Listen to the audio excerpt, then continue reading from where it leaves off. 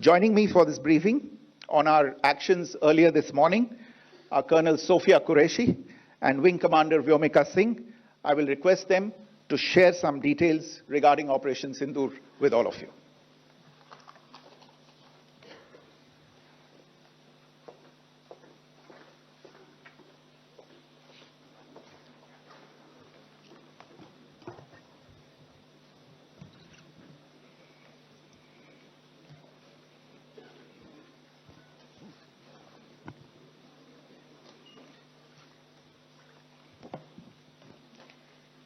सुप्रभात देवियों और सज्जनों, मैं कर्नल सोफिया कुरैशी और मेरे साथ विंग कमांडर व्योमिका सिंह आज आपको 6 से 7 मई 2025 की रात 1:05 से 1:30 बजे के बीच भारतीय सशस्त्र बलों द्वारा अंजाम दिए गए ऑपरेशन सिंदूर के बारे में जानकारी देंगे।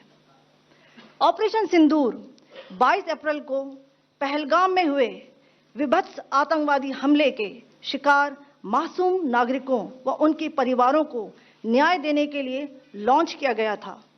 इस कार्रवाई में 9 टेररिस्ट कैंप्स को टारगेट किया गया और पूरी तरह से इसे बर्बाद किया गया। पाकिस्तान में पिछले 3 दशकों से टेरर इंफ्रास्ट्रक्चर का निर्माण हो रहा है।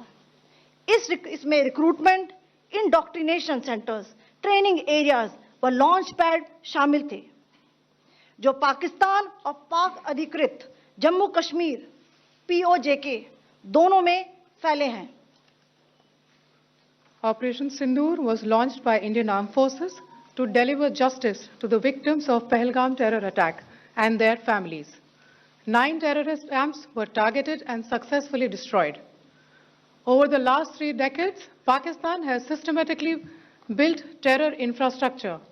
It is a complex web of recruitment and indoctrination centers, training areas for initial and refresher courses, and launch pads for handlers.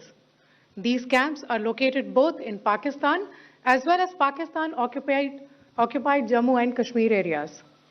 Some of the well-known training camps are located, as you can see on the screen.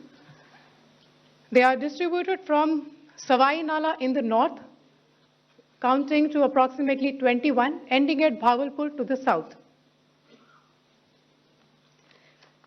इन लक्ष्यों का चयन विश्वसनीय intelligence सूचनाओं के आधार पर हुआ ताकि आतंक गतिविधियों की रीढ़ तोड़ी जा सके और यह खास ध्यान दिया गया कि निर्दोष नागरिकों और सिविलियन इंस्टॉलेशन को नुकसान न पहुंचे।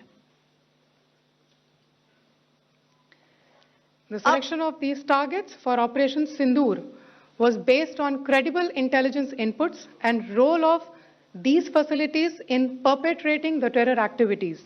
The locations were so selected to avoid damage to civilian infrastructures and loss of any civilian lives. This was done with due diligence, and the camps selected for targeting and their engagement will now be shown to you one by one. POJK के target मैं आपको बताना चाहूंगी।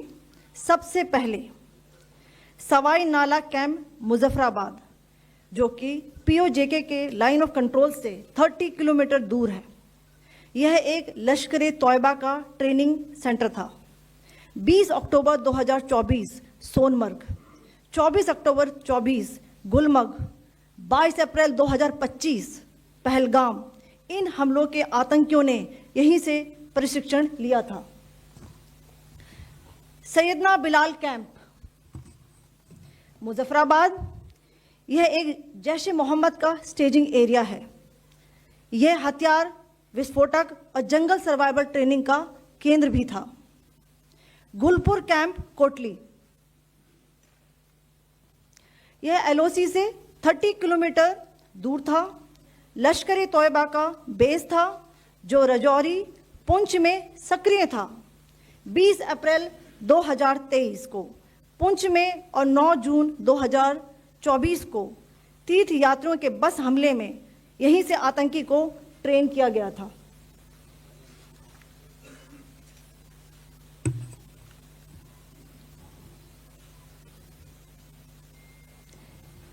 Barnala camp बिम्बर, ये LOC से 9 kilometre दूर है।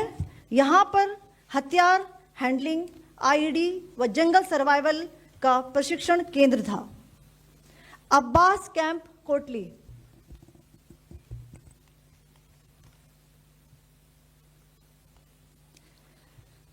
यह एलओसी से 13 किलोमीटर दूर है। लश्कर तौयबा का फिदाइन यहाँ तैयार होता था। इसकी कैपेसिटी 15 टेररिस्ट को ट्रेन करने की थी।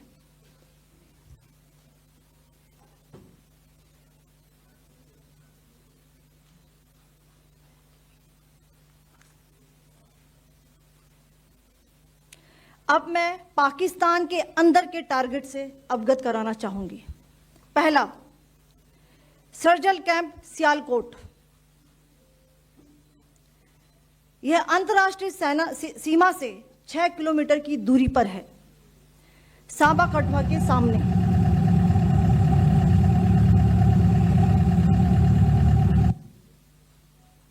मार्च 2025 में जम्मू एंड कश्मीर पुलिस के 4 जवानों को की जो हत्या की गई थी, उन आतंकवादियों को इसी जगह पर ट्रेन किया गया था। दूसरा, महमूना जाया कैंप सियालकोट। यह 18 से 12 किलोमीटर आईबी से दूर था। हिजबुल मुजाहिदीन का बहुत बड़ा कैंप था। यह कठुआ जम्मू क्षेत्र में आतंक फैलाने का नियंत्रण केंद्र था। पठानकोट एयरफोर्स बेस पर किया गया हमला भी इसी कैंप से प्लान और डायरेक्ट किया गया था। मरकज ताइबा मुरीद के, यह आईबी से 18 से 25 किलोमीटर दूरी पर है। 2008 के मुंबई हमले के आतंकी भी यहीं से प्रशिक्षित हुए थे। अजमल कसब व डेविड हेडली भी यहां ट्रेन हुए थे।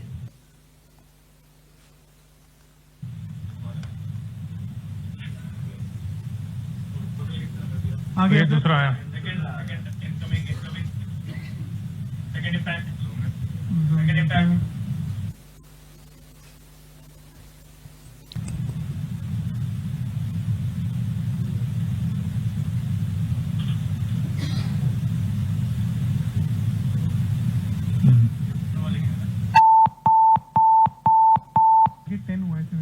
टारगेट 10 हुआ, एंक्लोजर सेम ही है।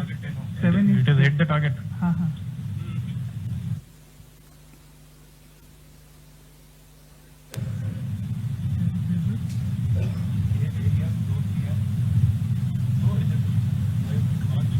आ गया सर, इम्पैक्ट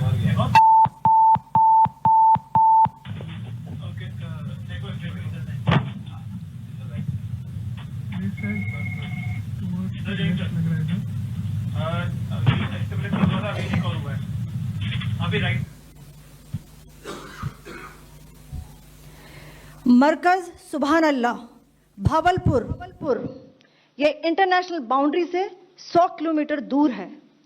जैश ए मोहम्मद का मुख्यालय था। यहाँ पर रिक्रूटमेंट, ट्रेनिंग व इंडॉक्ट्रिनेशन का केंद्र भी था। शीर्ष आतंकी अक्सर यहाँ आते थे। मैं आप सबको बताना चाहती हूँ कि किसी भी सैन्य ठिकाने का निशाना नहीं बनाया गया और अभी तक किसी तरह की नागरिक क्षति की रिपोर्ट नहीं है। धन्यवाद। जय Hind. The strike on the terror camps were undertaken through precision capability, as shown to you. A niche technology weapons with careful selection of warheads was ensured so that there will be no collateral damage. The point of impact in each of the target was a specific building or a group of buildings. All the targets were neutralized with clinical efficiency, and the results reiterate the professionalism of the Indian Armed Forces in the planning and execution of their operations. No military establishments were targeted. India has demonstrated considerable restraint in its response.